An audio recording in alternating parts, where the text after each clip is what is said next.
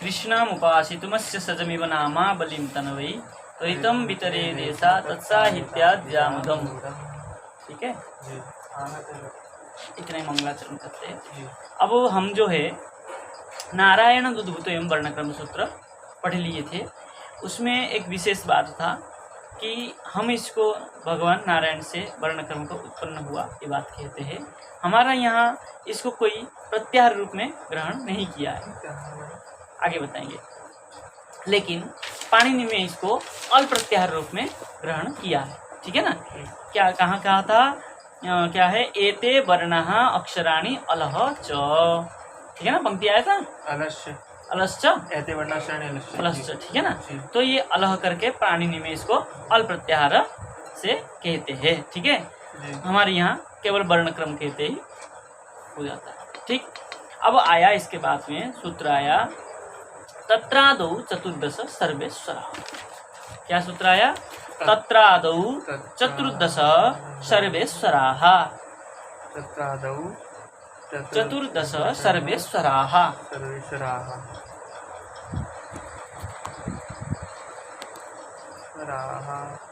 ठीक है, अब कह रहे तत्र आदौ, तत्र कुत्र, वर्णक्रमे। ठीक है ना, तत्र मतलब वर्णक्रम में, आदि चतुर्दश, आदि 14 वर्ण को क्या नामकरण किया, सर्वेश्वर नामकरण किया गया। ठीक है ना, ठीक, तो बोले सर्वेश्वर क्यों नामकरण किया गया, बोले सर्वस्व ईश्वर सर्वेश्वर, जो सबका ईश्वर है, सकल प्राणी का ईश्वर है, सकल भूतों का ईश्वर है, वो कौन है, सर्वेश्वर भगवान श्री कृष्ण। लीला पुरुषोत्तम श्री कृष्ण जो है वो सर्वेश्वर है, वो सर्वस्व ईश्वर, सबका, सकल जगत का, सकल विश्व का, सकल प्राणी का, सकल चराचर जो कुछ है सबका ईश्वर है, इसलिए क्या है, वो सर्वेश्वर है। ठीक है, ऐसे ही वर्णों में मिलाइए, जैसे जो व्यंजन वर्ण है क ख ग घ आदि, वो है वो सर्वेश्वर के बिना उच्चारण हम कर ही नहीं सकते हैं, क्योंकि क ख ग ऐसे उच्चारण होता नहीं है। क उच्चारण करेंगे तो उसमें सर्वेश्वर का अ पड़ा है, का की कु के कोई भी उच्चारण करेंगे कैसे भी, तो उसमें बिना सर्वेश्वर के उच्चारण कठिन पड़ता है।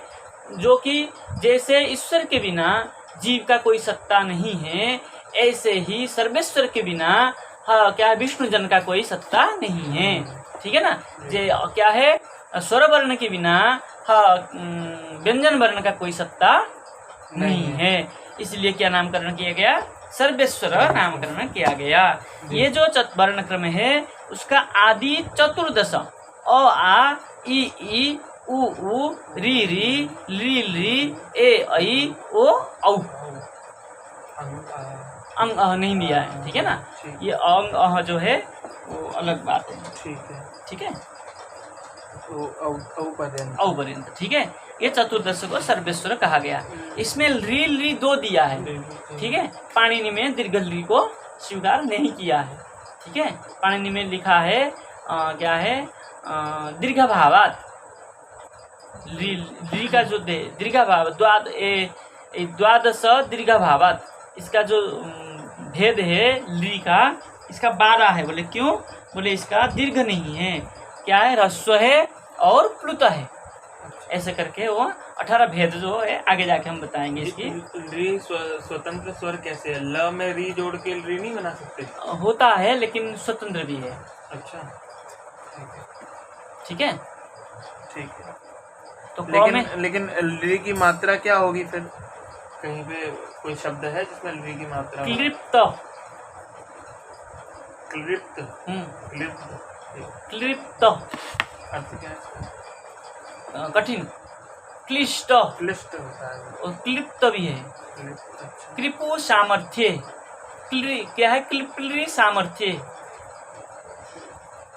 कृपे रिल री करके सूत्र आता है, क्लिप का जो होता है, हाँ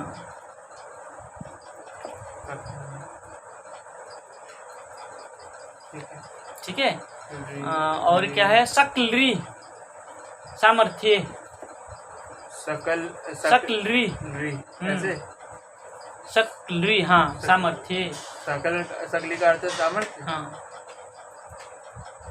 एग्जाम्पल चाहिए है ना, हाँ याद रहना हाँ चाहिए। जी, ठीक है। ठीक है। तो ली का उच्चारण है और ली कहीं यूज हुआ है, दीर्घ ली कहीं प्रयोग हुआ है किसी शब्द में? अभी दिखाएंगे, संधि आएगा ना तब दिखाएंगे। ठीक। और गमलरी लीकार जब संधि करते हैं तो गमलरीकार होता है, तो दीर्घ ली का उच्चारण बताओ। आया है। अच्छा, वैदिक में भी कहीं दिखा जाता होगा। हाँ वैदिक को दृष्टि में रख के बना दिया। हाँ ठीक है ना। चलिए, और ये एक बस ये गुम गुम स्वर है, वो कैसे वो बनाएंगे? वैदिक है, अनुस्वार को ही गुम कहा जाता है। वैदिक, ठीक। ठीक है, अनुस्वार है। गुम जो है वैदिक है, अनुस्वार, अनुस्वार को गुम कहा जाता है। गुम उच्चारण ठीक बोल रहा हूँ मैं? गुम, हाँ गुम। पुरुष एवेद गुम सर्वम यद्भूत यच्च भाव्यम। हाँ गुम उच्चारण, ठीक है। वेद में श का कभी उच्चारण नहीं हुआ क्या? श हाँ हुआ है, तालु श का। ठीक। तीनों स का उच्चारण भी, ठीक है। जी। स को ख भी कहा जाता है, लेकिन श भी है तो स भी है, कभी कभी। स भी ठीक, है, ठीक है, कोई दिक्कत नहीं।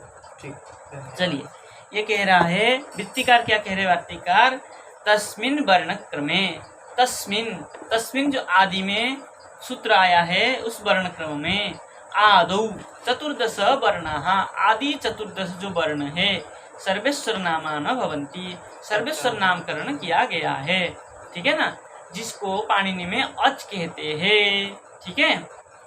अच किसको कहते हैं? अच सर्वेश्वर को ही पाणिनि में अच कहते, लिखा है पुस्तक में, देख लीजिएगा, ठीक है। देखिए, ठीक। और आ ई उ री ली ए ऐ ओ औ एते स्वराः अचः च प्राचीना नाम, ठीक है। ये है स्वर वर्णों की कहते हैं, इसको प्राचीन व्याकरणकार जो है अच कहते हैं। जी। ऐ उन रील ऋक ए ओंग ऐ औच, अच्छा, ठीक है। ऐसे करके पाणिनि में आया है, तो अ से लेकर के च तक अच कहा जाता है। ऐसे ही यहाँ पे अ ई उ री ली ए ऐ ओ ये चतुर्दश को अच कहा जाता है। अच को ही हमारे यहाँ जीव ने सर्वेश्वर नामकरण किए हैं। तत्रादौ चतुर्दश सर्वेश्वर, ठीक है।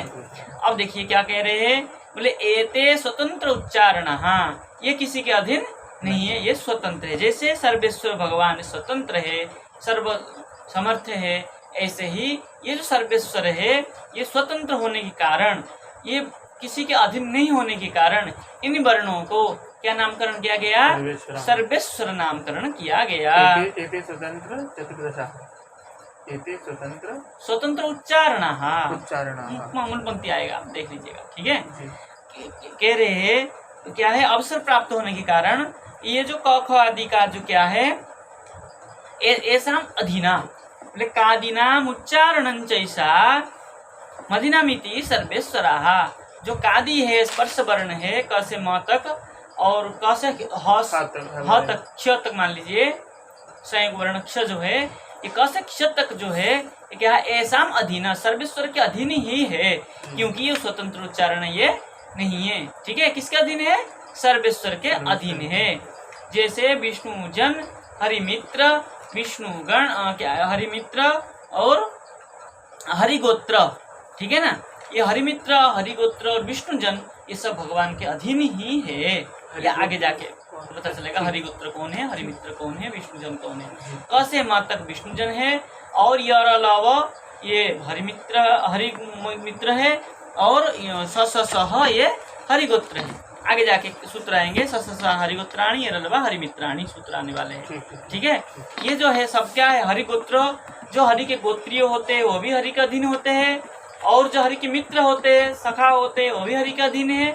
विष्णुजन जो वैष्णव जन होते हैं वो भी हरि का अधीन होते हैं। तो इसलिए क्या है, कादिनाम उच्चारण सैसा मदीनामिति, ये सब क्या है, ऐसा अधीना, कैसा, सर्वेश्वराणाम, सर्वेश्वर के अधीन है, ठीक है। कितना बढ़िया बात कहा, देखिए, बोले एवं अन्यत्रापि ज्ञेयम, ऐसे ही अन्य सूत्र जो आएंगे ऐसे ही समझना चाहिए, ठीक है। बोले और एक बात कहा, बोले भाई पाणिनि में छोटा छोटा सूत्र बनाया है, आप इतना बड़ा सूत्र क्यों बनाया? उसमें जब अच कहने से काम चल गया, अल कहने से काम चल गया, छोटा सा ही कहने से काम चल गया, आप ये सर्वेश्वर इतना बड़ा नाम क्यों दिया? प्रश्न होता है कि नहीं होता है? आपने कहा, क्या कहा यहाँ पे कहा ना, एते स्वराः अचः च प्राचीन अच प्राचीन नाम। जब पाणिनि में अच कहा, अच में कितना अक्षर है, अ च 1.5 अक्षर है, अ च न च हलंत है ना, अच से हलंत है। पाणिनि में अच कहने 1.5 अक्षर में काम हो जाता है।